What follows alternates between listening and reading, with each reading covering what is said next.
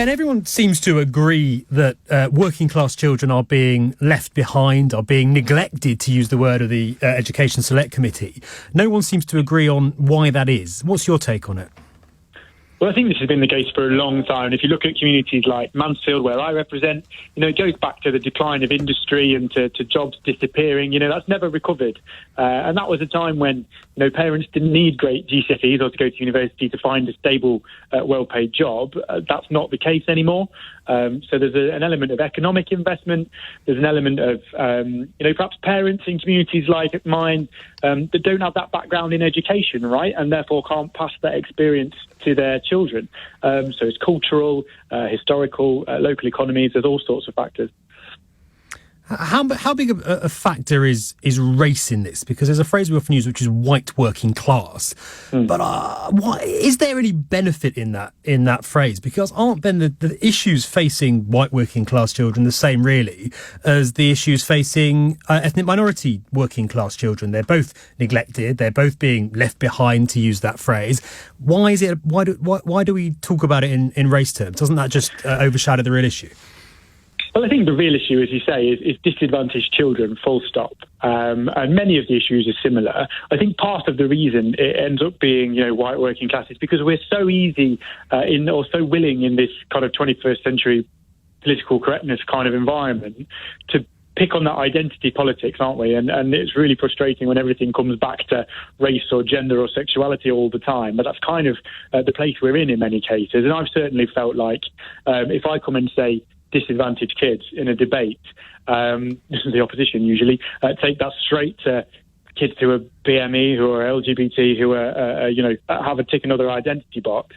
And it's often, white young lads often who are kind of left out of that equation. But it's not either or, is it? There seems to be this sense that we can't talk about race and gender and LGBT and talk about class. And we can, can't we? Sure, we absolutely can. And the truth of our equalities legislation is that, white and male is as protected as BME and female, but we don't often do it that way in practice, do we? But ultimately, you're right, that it's about, it's a class thing, an economic thing, as opposed to a race thing, for sure. But the reason the Select Committee has picked out white working class children is that they are consistently bottom of the tables in terms of academic attainment.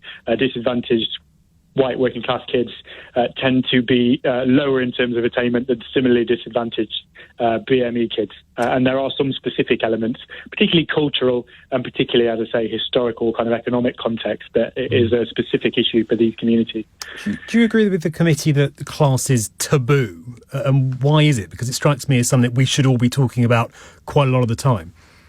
Yeah, well, ultimately, what we all want, I think, is social mobility, isn't it? It's to help people, whatever your background, to be able to fulfil your potential and do well. And that does require a conversation about disadvantage, about what effectively most of us would refer to as social class, particularly, working class communities.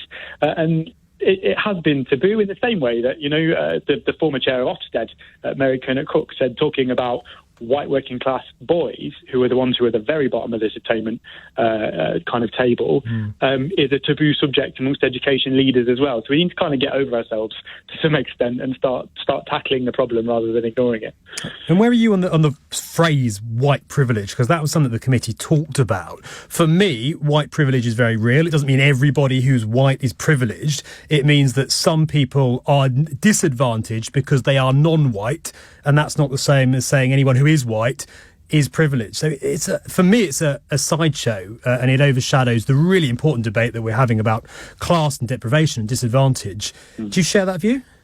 Well, I think it is a sideshow in that, for some reason, lots of people have picked out what I think is about 2 paragraphs in an 83-page report and chosen to talk about white privilege as opposed to many of the really important issues that are and recommendations that are within the report.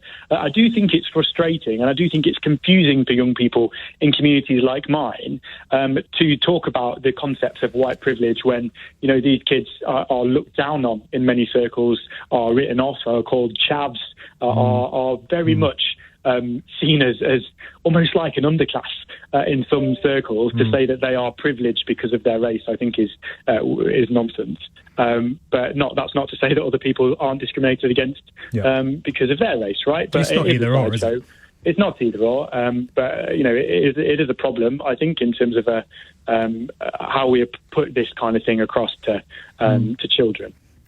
Ben Bradley, thanks very much. The Conservative MP for Mansfield and chair of the Blue Collar Conservatives.